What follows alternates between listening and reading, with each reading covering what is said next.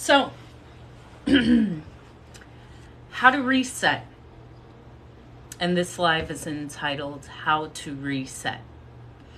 How to reset your life, how to reset your goals, how to reset your trajectory for where you want to go. If you attend my lives, you will see that I've physically made a change. The hair was the first change. Thank you for the likes already. And I knew this change was coming. I felt good evening. For me, it's good afternoon. However, good evening for you, Mag. I had the feeling of I want to release. I want to change. I'm ready. It's a restart. I'm in a new cycle. I'm in a new phase. And I'm extreme. So physical change enables me to reset. So on Saturday evening, on my live, I physically buzzed my hair. Thank you. I appreciate that compliment, Mag. And I felt light. I felt new. I felt different. I really have been feeling so invigorated. And so I entitled this live How to Reset, just to share how I reset, because I'm constantly resetting myself. I find resetting is a powerful method for change, a powerful method for inspired action, and a powerful dose of self-love, self-care, and self-reliance. I revel in the fact that I am not the same person. I'm showing up differently. Thank you. I know, I feel it. I just feel invigorated. And this comes with that reset of I'm new. I'm showing up differently. So yes, the first step was buzzing my hair. And I do enjoy being blonde. I've had my hair in every way, shape, and form. However, I feel like a warrior with my hair buzzed off, and it's just hair. I also allow this to speak to specifically women. Yeah, maybe. However, I'm always hope. I'm always hope. I won't. I'm never in a space of not recognizing someone who does not know me. However, just the action of taking away the hair, yes, on my head, where women are we're often told that our beauty is our hair, what we should or what we should not do with our hair. Beauty standards saying you're only beautiful if your hair looks this way. And I push against that. I get to dictate what beauty is. So am I a rebel? A bit. And after the hair went and the blonde came, I had shared on the live, it's time to clean out the closet. And I do love style. Fashion is an industry, so I do love style. I have a very distinct style. I love vintage clothing. I love designer vintage. I will scour the internet and shops all over the world, or I will just make my clothes or buy what I want and have it altered so it fits me. Because what I wear is a semblance of how I'm showing up in that day. And I have felt that even since, thank you, the shedding of the hair, I want to show up differently in what I wear. So I have been going through my wardrobe and just tossing it. It no longer resonates with me. And I shared in my live, a powerful way to restart is take whatever clothes, shoes, accessories that you have and sell them.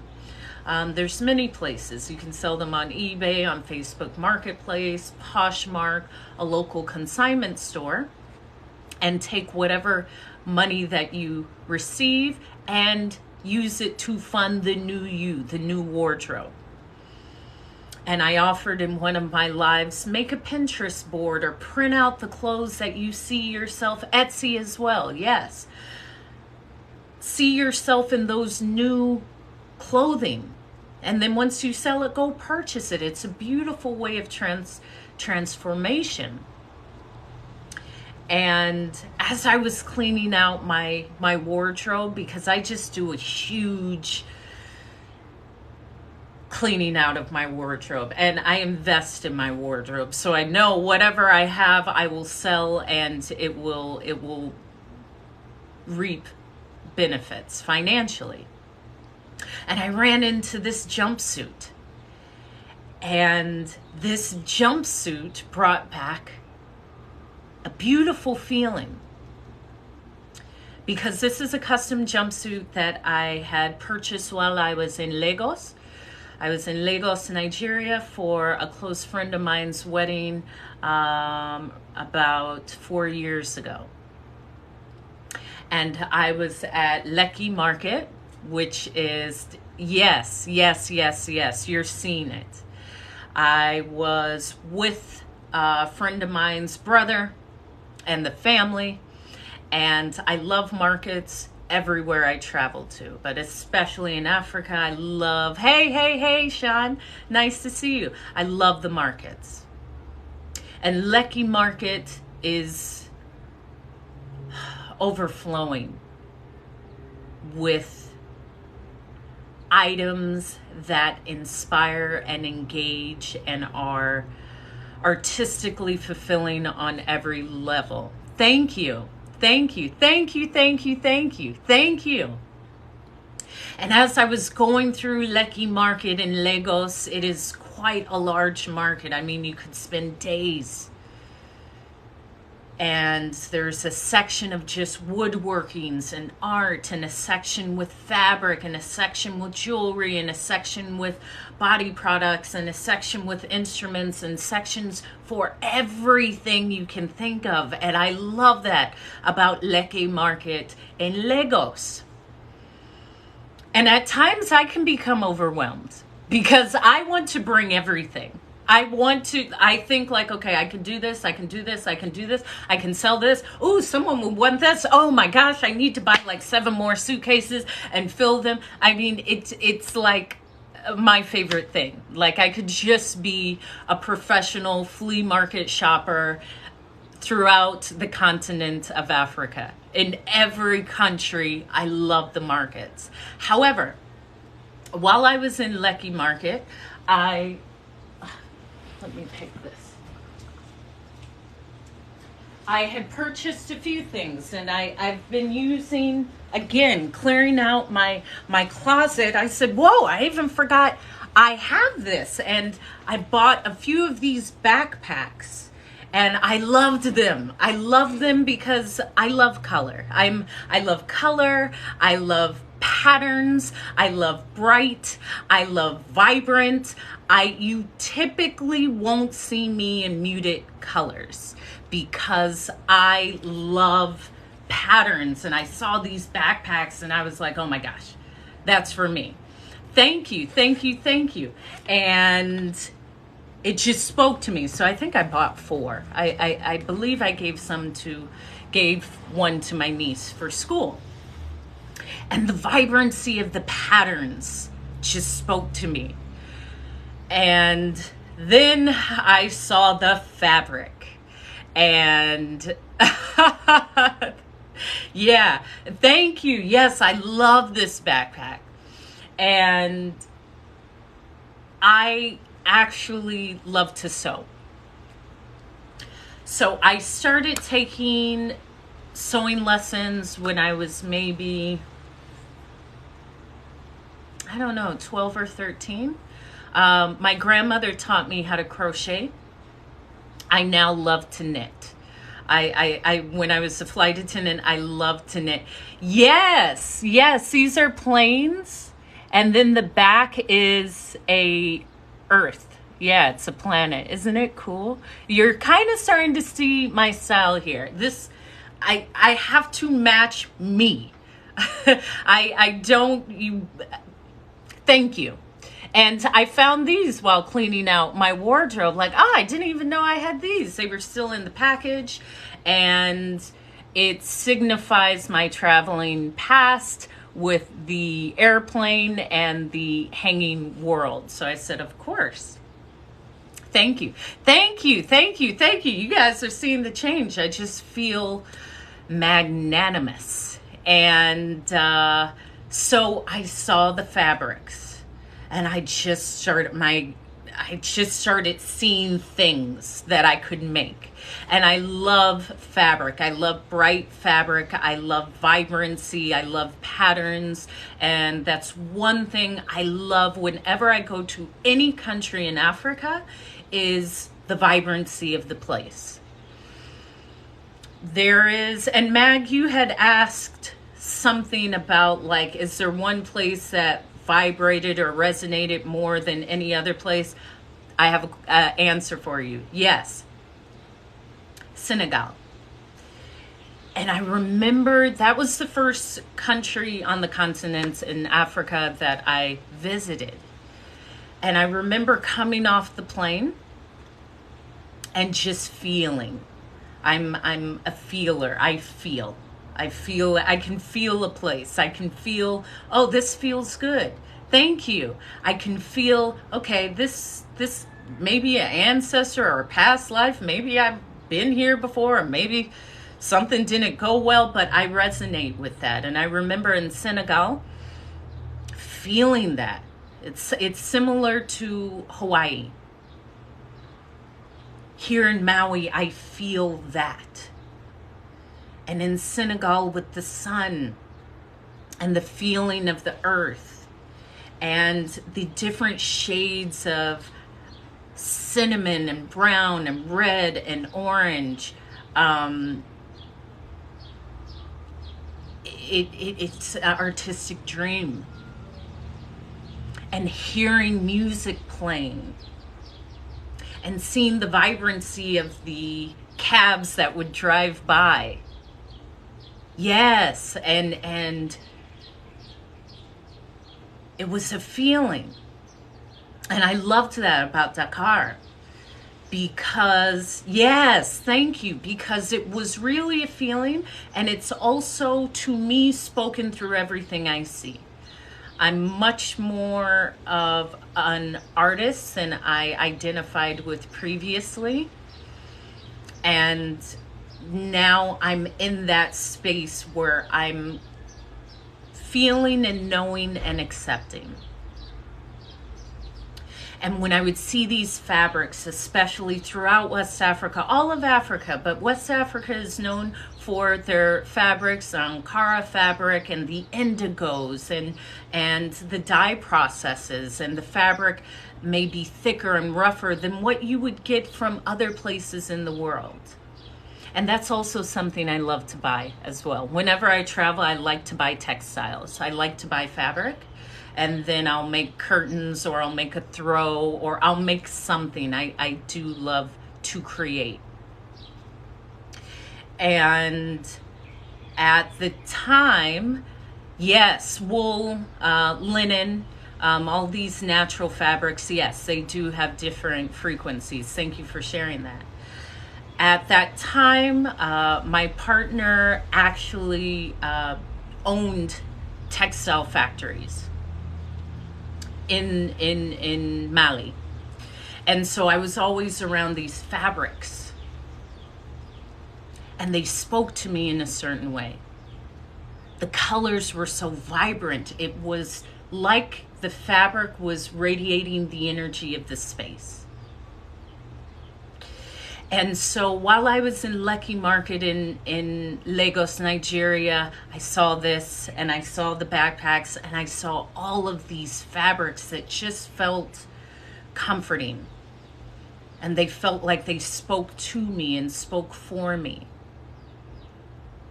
And they felt like they carried with them an element that I needed. And as someone in the live had stated, it looks like you're glowing. I believe it's because of the fabric. I believe it's because of the colors in the fabric and the detail that went into making it, and the people's hands and their energy, and me connecting and bringing it back. And I remember while I was there going through this market that, wow, life is a really beautiful experience when we allow it. When we allow life to be as grand and spectacular as we want it to be. Not as someone says you can or can't have it. Life is beautiful when we allow our perception to let in the beauty of what life is. And to cause that reset for me is to fall in love again with what life is. And I'm reminding myself even as I'm speaking, yeah, this is exactly what I should be doing. Clearing out this old. Maybe that release or that reset was calling on me because it was saying, okay, Hope, it's time to change it up. Start with the letting go of the hair, because there is energy in our hair, if that is what you allow yourself to believe. And energy is in clothes. It's in everything. We wear the same things, and we at times get so used to our flow of life that we forget that we can change the flow at any time. It's up to us. And I also love, especially in any country where you bargain, because I love it. I love it. I love okay, it's this much. No, I'll give you this much. No, come on, give me this much. No, this is what I will give you. I love that. I love that. And I first experienced that the first time I was in China. And I was in Beijing. And in Beijing, it is all about going back and forth. However, it's an art. Because let's say I wanted to buy this cup and it was 10. And the person says, no, give me 12. You say, no, I'll give you 6. And I would say, no, no, no. And I would walk away, because that is the beginning of the bargaining process. And what I loved is, as soon as you walk away, they will chase you like, okay, come back. And it's like this rhythmic dance. Are you ready to walk away? And I will relate that to life. Sometimes you got to be ready to show how willing or not willing you're ready to pay. Oftentimes, even with our own interpersonal relationships, we want to argue and keep people. And I'm always reminded of this, and I shared this with my niece. When we argue for our limitations, we get to keep them. When you argue for your limitations, no, I can't do that, then you get to keep it. When you argue for, nah, I don't think I can do it, you get to keep that. When you argue for, there's no one else that will treat me like this person, well, then you get to keep that. When you argue for, I'll never be able to lose weight, then you get to keep that. When you argue for, you know what, I'll never find a better job than this, and I already know this, it's easy, why would I do anything else? You get to keep that. So when you argue for your limitations, you get to keep them. And furthermore, why would you argue for a limitation? That sounds crazy, but how often do individuals argue for limitations? Unknowingly. You see it in the live. I always say, listen, our words are powerful. Choose your words carefully. And I'm trained in this because I've heard it my whole life. My father would say it all the time. In fact, he would say, are you sure you want that in your life? And I would say, oh yeah, no. And I would change my manner of speaking. But it is that easy. It is that easy because our words are always building worlds. Ah, look at that. Our words are building worlds. Isn't that great? I linked the two. Get it? Words, world, words. I know. I'm here. And coming back to Beijing, I loved that. And it's almost like life. I love seeing like, okay, how far can I take this? I know. And I ain't regular, baby. Don't tell me I'm regular at anything. How willing are you to walk away? How willing are you to walk away? Like, nah, I don't want that. I want this, and I gotta walk away from that. And a lot of times I see that there are individuals that are not willing to walk away. And I understand it could be difficult, but in the context of in Beijing, it's so much fun. It's so much fun for someone to chase you like, no, come back. Okay, I'll give you a good price. Like I could do that all day. And I did.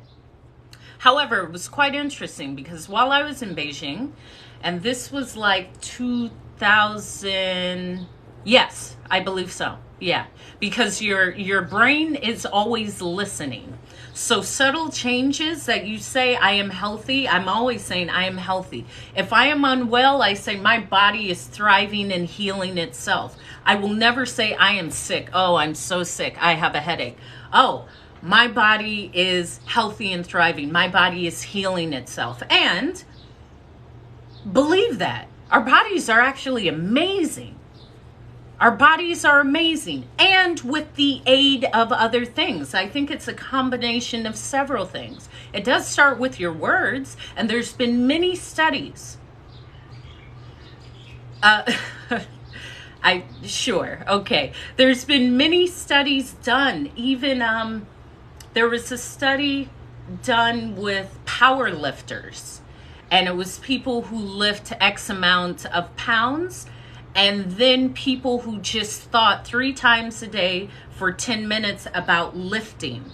And after 90 days, when they tested the muscle mass of the individuals that didn't lift, they just envisioned themselves lifting, their muscle mass actually increased. Google it. It's very interesting. However, we carry so much power with our words. Unfortunately, because we may not be reminded and unknown, we often say the opposite of what we want. And you're surrounded by people that say that. I'm not. I'm very particular of what is in my surroundings. I have a very distinct social quota. Unless I'm at an event, I like my energy. I know my energy, and I can pick up on others. So I'm not going to just be out. I've done that. I've done a lot of it. I don't need to do it. And also, some individuals don't have my experience. So what they say, I can't hear that. I can't hear how you limit yourself. Even me overhearing that is hurtful for me. And if I'm prepared to give this back and give these words back of encouragement, I can't be around that. I'm not here to correct you. I just remove myself from it.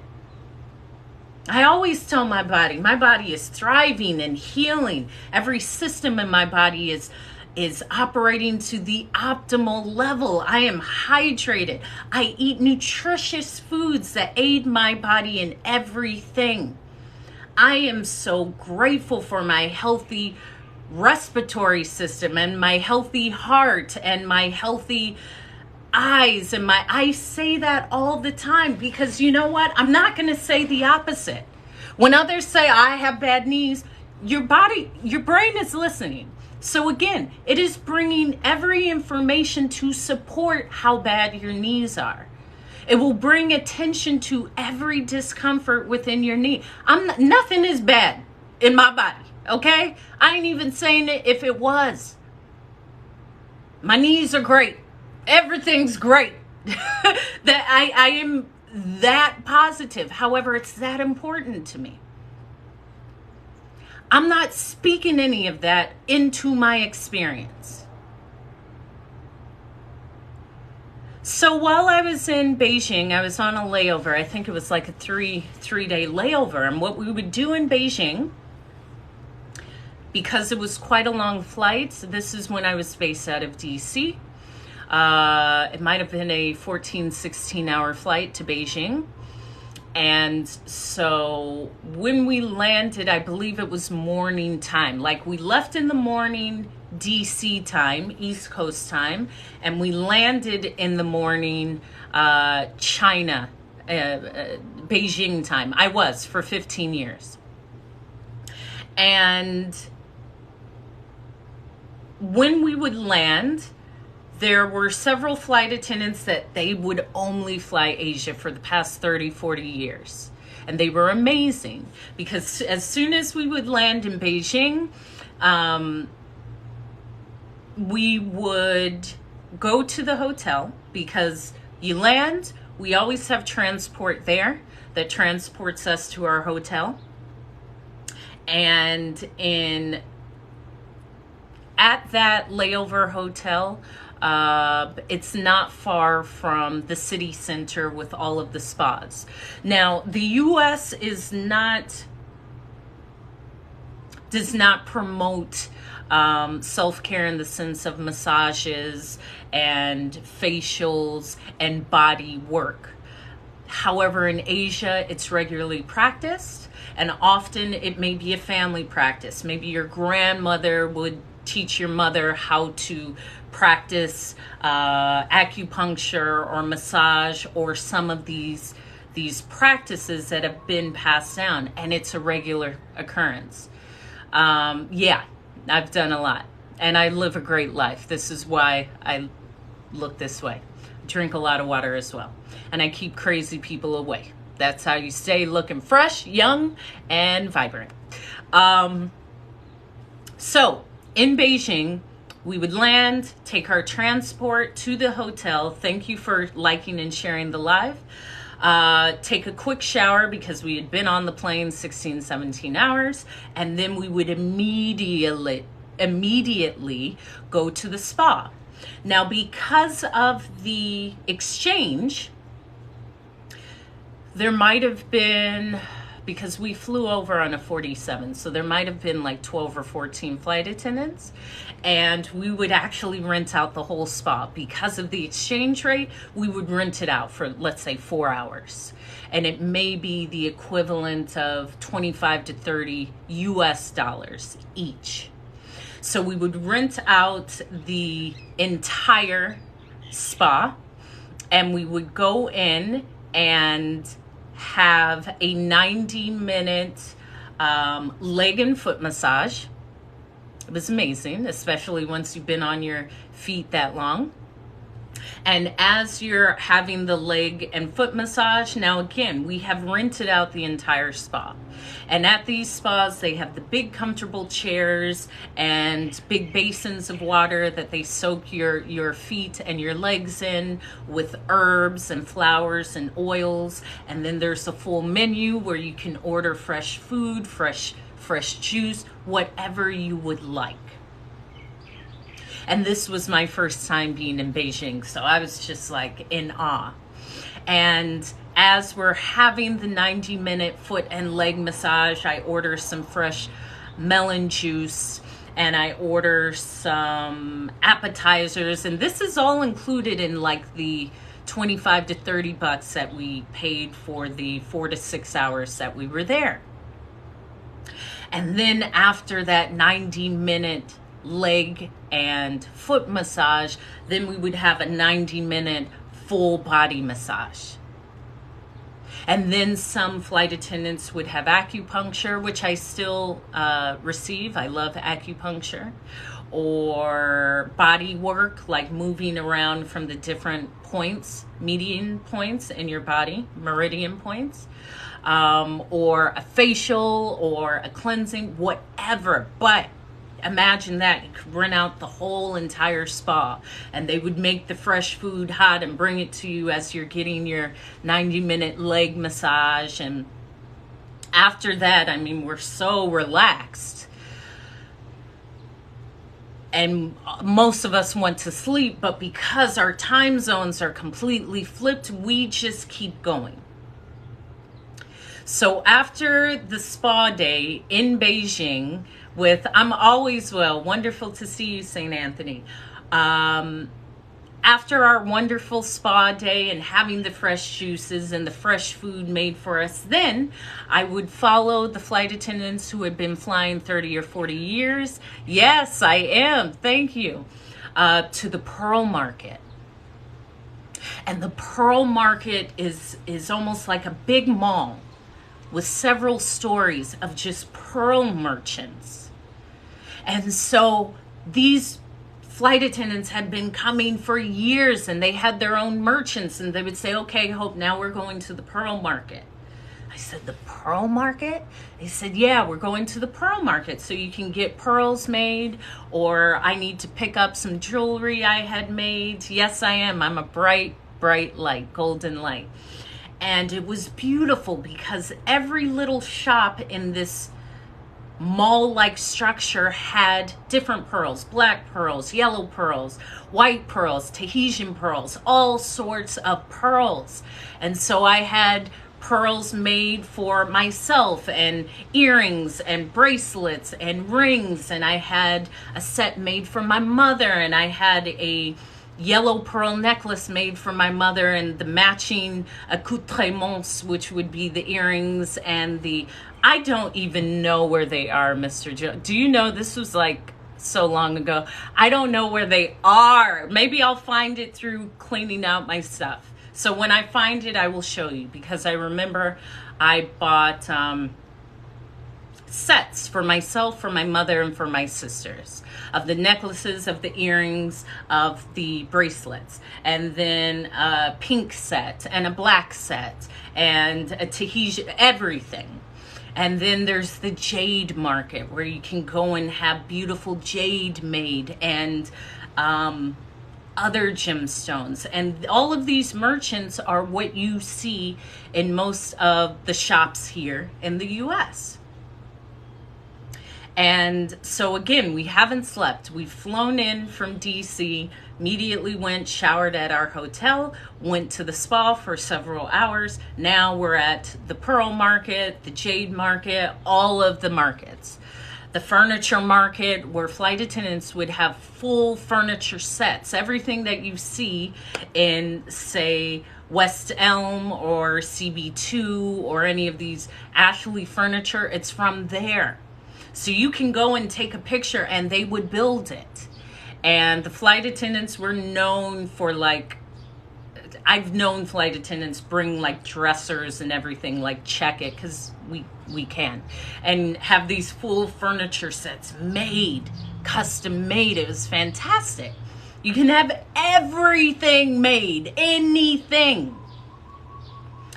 And I was slightly overwhelmed and exhausted by the end of that day, because we're there for like 3 days, maybe 3 or 4 days.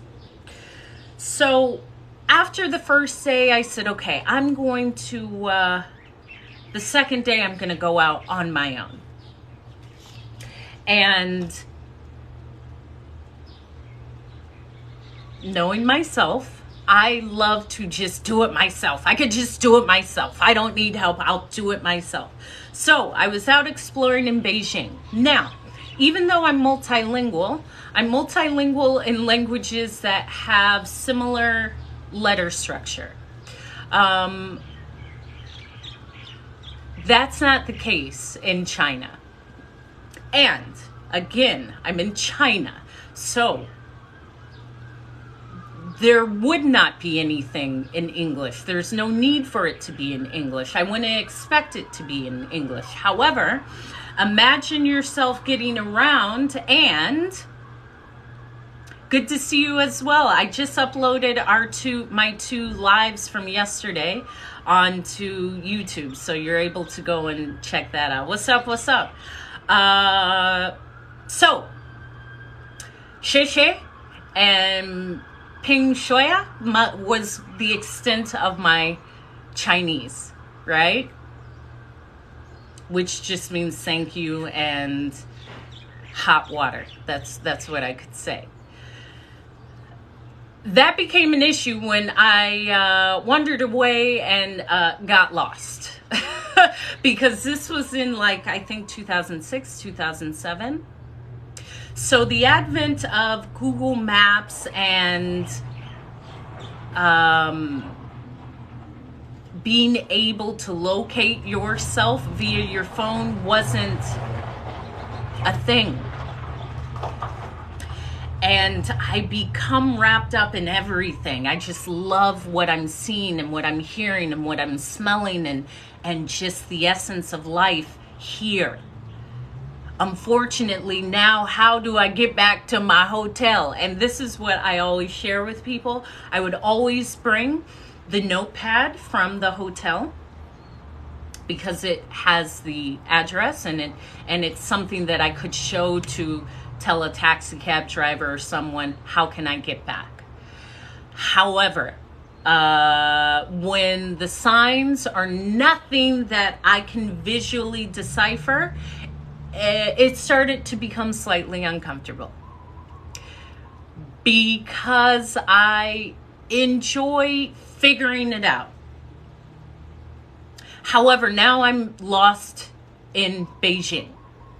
And I am not deciphering out the signs well or the Chinese characters, and my language is limited. And how am I going to figure this out? Because nothing is familiar enough for me to figure out. And even for me to backtrack, to try to go backwards on where I came from, doesn't really matter because it all looks the same. Yeah. And how did I even get back? I believe I got back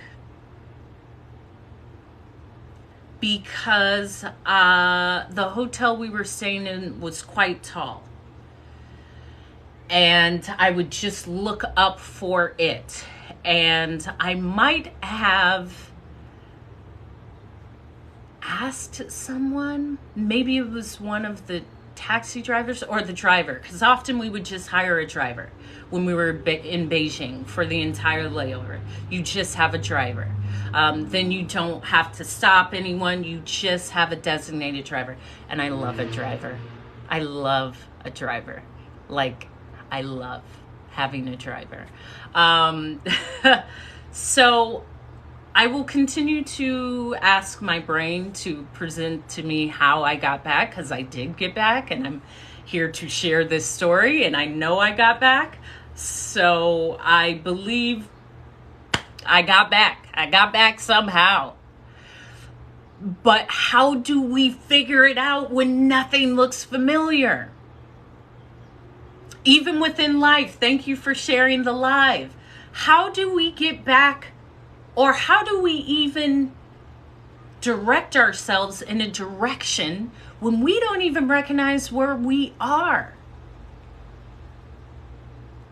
And I shared that story to share with you. That's a bit of, yeah, I understand that, but this was in 2007. So Google Maps was not a part of daily life.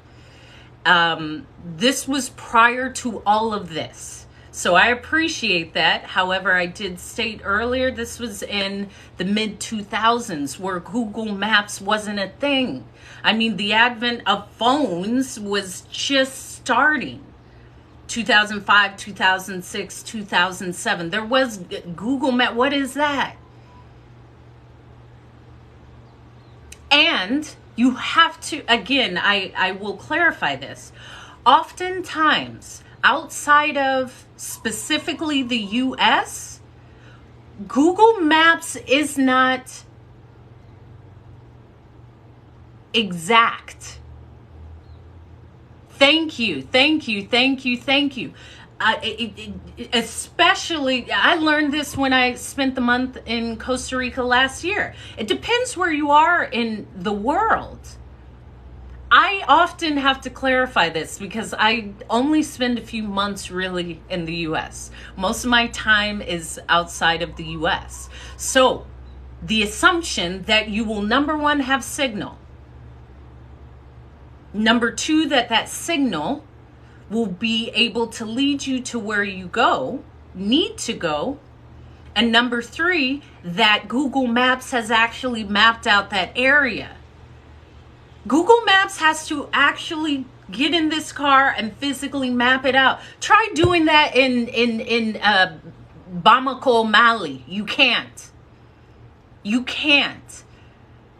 This is why I mentioned I would bring my pad of paper from the hotel and just show someone, hey, I'm staying here. Can you take me there? Can you lead me there?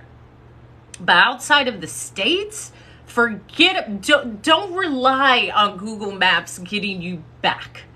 There are often other like services, but there's several places around the world where GPS is not accurate. In fact, I shared the story where my niece was directing me how to get to the home we rented on the Pacific Coast in Costa Rica. And she said, oh, turn here. And I turned and I almost turned into a ravine. It was a river. Yeah, yes, still. Yes, absolutely. Absolutely. And that's the beauty of travel. And this is also why I clarify these things, because when I speak to, and I'm going to be direct about this, often when I speak to Americans, the assumption is, especially if you haven't left, and I don't mean traveling to Cancun, Mexico, or to the Bahamas. I mean going like to somewhere that isn't a travel destination. Your modern conveniences are not conveniences there. And this is one of them. And also you're making the assumption, thank you, that you will have phone service. You may not be able to connect to a signal. So you have to figure it out. And yes, still, plenty of places, especially in parts of Asia or rural Asia, not everywhere. I mean, if you're in parts of Korea and Japan, sure. However, there's been several times in Central America, South America, where I wouldn't have connectivity, but it also hasn't been mapped out. Forget it if you're anywhere in the continent of Africa. And I used to go to different countries in Africa several times a year. So that, forget about it. Forget about it. And I like to, how you doing? Clarify that, because individuals only see from their perspective. However, when you change your location, you may understand that your conveniences, such as connectivity with your phone, running water, electricity that's consistent and doesn't go out and that you may need a generator for, modern conveniences like a pharmacy, modern conveniences like a market that's open until 10 o'clock at night. That's not a modern convenience everywhere. But until you experience it, You assume that it is. And that's okay. I understand that. As I said, I've traveled a lot outside of my profession. It is a passion. So I'm aware of this. But if you're not, that's okay. That's for me to share with you. So how do we get back to some sense of familiarity when nothing around us is familiar? How do we do that? Oftentimes, I have to check in with myself and say, Hope, you're safe. I will get there. I check in with myself. I'll put my hand over my heart. I trust myself. I listen to myself. I know I am the solution, and I say this often in our lives. We are our solution. I am the solution. I have everything I need with me in this moment to solve it. I always do. We were born with it. Now, it may not come out until that moment. It may not come out until you test yourself or allow yourself to say, okay, I can figure this out. But we can. Sometimes, thank you, sometimes it's an additional person. And I speak about my father often because I was always in awe of my father. And I got this from my dad. My dad was like a road warrior. When he would work, he would drive to different locations in California. And my father was an explorer like me. My father is the only one to this day. I can call him from anywhere in California and he could lead me back home. I was like, how does he do this? You can lead me to the interstate, to the freeway. When I would go party with my friends in LA, because my father grew up in Los Angeles. This was in the 90s and the early 2000s. I could say, Dad, I'm on La Cienega or something. He could turn by turn say, okay, you're going to go straight. When you get to the corner, make a left. Okay, continue down. My father was like a GPS system because he had to be in the 70s and 80s. He had to be. That always amazed me. And so elements of that I implemented in myself because sometimes these electronics aren't there to aid us. Now, I couldn't call my dad in China. I couldn't call him and say, lead me back. Yeah, he's remarkable. Even to this day at 76, 8 years after a stroke, clear as day. He could just lead back from up north, from down south. It's remarkable. Thank you. Thank you. I had started this talk because I bought this at Lekki Market in Lagos, Nigeria. And I love it. I'm so glad I went in my closet and found it. So, how do we get back to familiarity when nothing is familiar? I always aid in the fact that we can get back there. Tell yourself, this isn't familiar, but it will be. Think of your resources. Are you your best resource? Is there someone that can maybe help you? Is there a tool or a reference that maybe you can lean on? And we always have our voice. Sometimes we forget our voices are there to help. We can ask for help. Human beings are there to help. I've been lost in several countries, and when I go and ask for help, I've never heard anyone say, no, I won't help you. No one's going to do that. No one will do that. And I don't walk in a sense of fear. My dad is. Thank you. You're going to make me tear up. He is. He's a great man. I spoke to him earlier today because he was in my dream last night. We can use our voices and ask for help because sometimes we're off track to get back on track. To use our voice. Hey, can you help? Can you aid me? I need to get back here. Can you assist me with getting back there? Thank you. Yes, several times. At least 400 times. I've been everywhere. a lot. I've not just been there, I've been there a lot. I shared the story. I was ran over by a motorcycle in Buenos Aires, Argentina. I'll share it again, maybe tonight.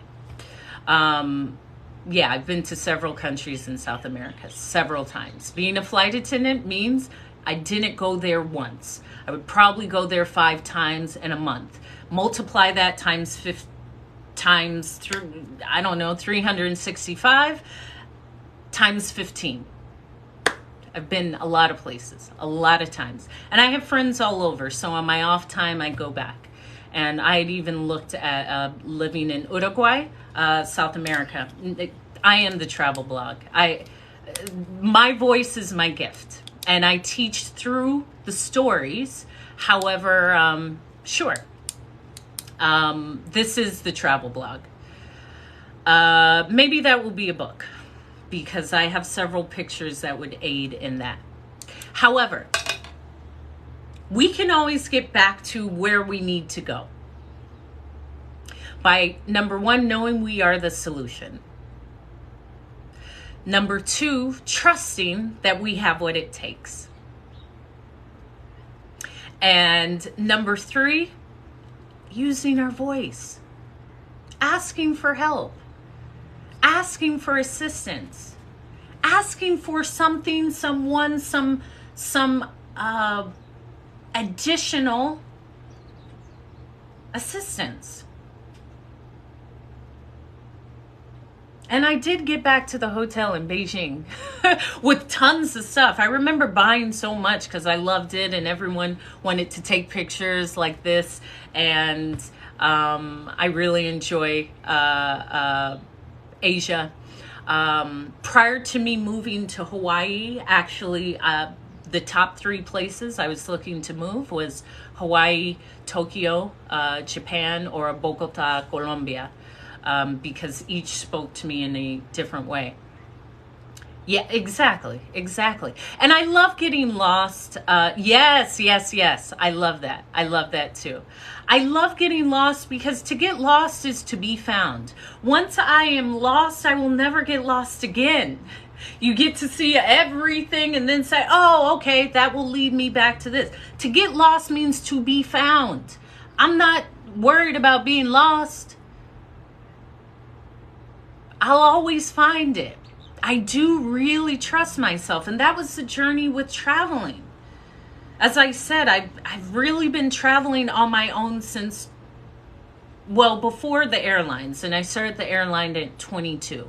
But prior to that, I traveled with my family. And then I started traveling on my own, maybe 18 or 19. So I've been in it for a while. And I carry that good energy. It comes back to you. Yeah, Cartagena is fantastic. My sister was just there. I love it. I'm never going to go find Americans. In fact, wherever I travel to, I find usually places off the beaten path where most people wouldn't know, specifically Americans. And I will go and speak in whatever language to the local people. I get a feel. That's how I travel. That's how you find out the best restaurants. And then they'll say, oh, my cousin is doing this over here. And oh, you want something? Go over to this shop here. And oh, that is the method I use as well. And I call myself a traveling local. I remember someone in the live asked me if I had been to Cancun, which I had with the airline. However, I would never go there on my own. That's the epitome of where I will never go, just because it has been built up and Americanized, and I don't have the essence of the country. So for several years, I would spend the entire month in Mexico.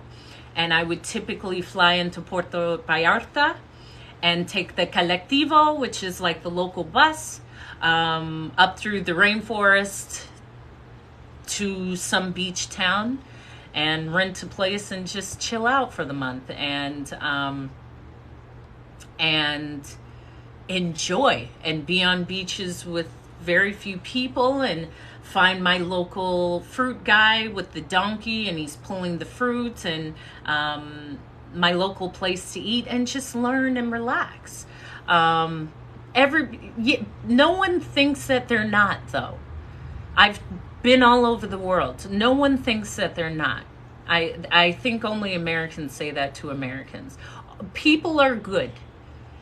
There's individuals that may cast a shadow on themselves, but my perspective, people are good. The ones that aren't, they don't come around me anyway. My light's too bright for them to operate. And also, prior to me speaking, you don't know where I'm from. You can't categorize where I'm from. So oftentimes people aren't even aware that I'm American. Prior to me speaking, prior to you hearing my accents, I could be from anywhere. And if I'm in a country where I am speaking the language, which is most, I will just try every day to build on the language. Individuals appreciate that, but it's the most compassionate thing to do to allow yourself to build with another human being in their language. I traveled the whole U.S. with my parents, with my family, prior to me being with the airline. So I had already done that by like 13. I had already traveled the whole U.S. with my family. So yes, I have. I have some locations that I'll revisit now as an adult, but my father loved to travel, and so I've been to everywhere in the U.S. With my family. And it no longer interests me except for a few locations. I will go back to the Grand Canyon again because I haven't been back since I was like 15 or 16. And I do love Wyoming and Montana. I love the outdoors. I am in process of having my small aircraft license.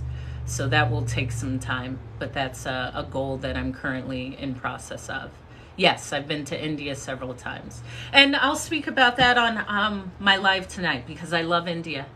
It's similar to Nigeria or Beijing because it is very busy. I mean, these are some of the most populated places in the world. And the vibrancy of the culture and the colors and the murals and the food and the people and the sound and the streets is brilliant to me. And I loved India. I have several friends in the speaking world that are there, and I will go back. Thank you, because I will go to Goa, which is, of course, I have all of that. Goa is a beach town in India, and that's next on my list. However, yes, I love India. Went to the Taj Mahal, visited some other places, and bought a lot of fabric. India is great for fabric. I just love the world. I'm truly a citizen of the world. So that's a little of me today. I am glowing because I think I'm representing Nigeria, which I truly love. Some of the most notable people in my life have been from the country of Nigeria, and it is a fascinating place. I thank you, Mag. Here's these roses again. I love it. Thank you, thank you, thank you. 4, 3 equals 7, which is one of the highest numbers. Thank you. Yeah, I'll write that down. Maybe tonight when I come back on, I'll speak about India or Nigeria because there's funny stories in both. And I will post. I've just been working on uploading a lot of the lives to my YouTube. So anyone who is new to the live, every live, okay, Chris, thank you. I will. Thank you. Yes. As I said, once everything is finalized, I will announce. I'll be speaking at some motivational events in the U.S. Yes, I am a goddess. You recognize it. That's right. I've been to Israel several times, and I love it. I've been to 60 countries. Okay, so yes, you may have to get a little bit more specific. And I love Israel. I have some great friends in Israel. One of my best friends that I grew up with lives in Jerusalem. But for about 5-6 years, I solely flew Tel Aviv, and I love it. I love like the falafel. I love the beaches. I used to go out. Tel Aviv is a party town, and I love the sun in Israel. I just like it. I have other sisters though, and I'll leave it at that. And you've seen a change because I've consciously have been calling in this change. And yes, and I know what beach it is, because there's a beach that I would stay on. When I would go to Senegal, I would stay in like the Radisson Blu, or Thank You, or there were some other places, but I will be back because I haven't been back since 2018, and Senegal is my favorite, and eating gambas, and love it. So you're feeling the glow of Africa because this has the spirit of the continent of Africa, and the country of Nigeria is embedded in this outfit, which I bought at Lekki Market the last time I was in Nigeria, which was in 2019. And in fact, I will shoot my friend a message because he is just celebrated his anniversary. It came up on my phone, and that's why I was there. And yeah. Thank you. Yes, I upload all of these lives the following day onto my YouTube channel, which is Hope is Speaking. I'm on here twice a day, a minimum of an hour. Sometimes it's up to 6 hours. Usually Thursdays are my longest days that I'll be on live. Thank you, Spanky, because I live Friday, Saturday, and Sunday. I don't really post at all. My productive days, I don't call it work, I call it productivity, is Monday through Thursday. So typically Thursday I will be on live a lot longer. I use minimum 2-3 hours. Last time it was 6. But if we get into a good flow, I'll just be talking, and it's a part of what I do. It's the gift that I'm giving back. I hope that I've aided in some way, because I feel great and I am showing up, and I love how people connect and show up because I'm showing up. I'm doing this every day. This is a part of my productivity, and I love it. I love you. I love to inspire. I love to make you laugh. I love to allow a perspective change to happen. I love to aid in something new that you never thought of. And I always share, what can you be the Beyonce at? Because she's the pinnacle of success for what she does. I am the Beyonce of what I do. I dare you to be better than me. And I revel in that. I love that. I work and hone this gift. You can give me any title and I'll craft something around it and embed a meaning or a goal or a moral to the story, and then close it up. That may not be easy, but it's easy for me. And I love to do it. And I especially love anyone who looks like me, who gains something from my perspective, since I've had the audacity to do it. The audacity to see the world. The audacity to speak. The audacity to shave my head. The audacity to just show up as myself. Because I believe that's what we were born to do. And I'm here to encourage you. I'm here to slightly push you. And I'm always going to be here to support in any way. and I'm always going to make it look good. Always. I'm wearing my favorite color. If you haven't noticed, it is red. When I have my red lipstick and my red nails, oof, I'm in a position of power. So just know when you see the red, oh, Hope is feeling really powerful. Okay, Hope. Okay. So I'm sharing this energy with you. Show up powerful. Show up like, yeah, that Hope, I know I can get her. Don't come in here talking about, would you like someone that Don't ever ask me that. Come prepared, saying, I know she has what she likes, what I got. I'm confident. I know I can show up. Whatever she asks for, she don't even need to ask for it. I'm going to just give it to her. That's what Hope likes. That's what I do. I'm not asking for anything. Okay? I'm going to take it or you got to give it to me. But I ain't asking. Okay? And you can ask my dad because I asked for a lot. My mom says, you are the most expensive kid out of all of us. Yes. But it allowed me to build myself where I don't have to tell myself, no, I can't get that. I get what I want. I do what I want. And you can too. And it's not even about a financial aspect. It's about what do you want out of life? You deserve it. Make it work for you. Make it happen for you. Don't be in this existence just waiting around and I'm just going to take this because this is all that's offered. No. Take what's for you. Take what's yours. Build what's yours. That is inspiring to me. Because the whole world is here for you. And be encouraged. Be empowered. Go after it. Take it. Take it. Be the reflection of love that you are, because we all come from an infinite bounty of love. Show up. Show up. Show up. And if you're showing up, don't just be there. Nah, show up.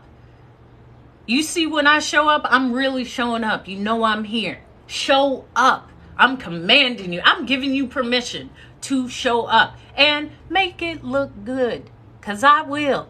And I'll tell you this, I feel even better than I look.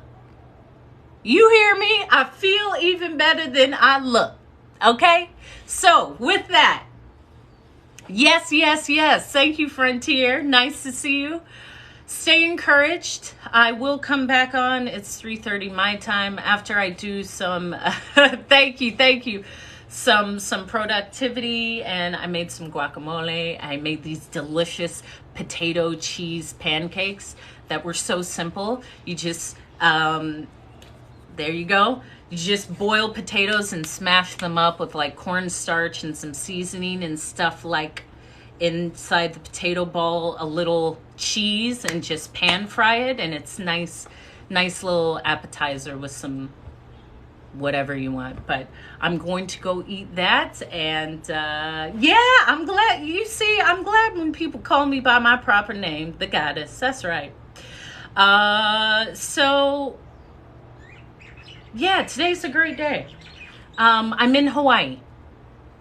And understand the day is only getting better in every moment. So be open to the surprises that life has for us. And I'm encouraged to see you later today or tomorrow. So aloha, make it special, make it good, and understand that it is for you, so take it. Cheers, ciao, and salut.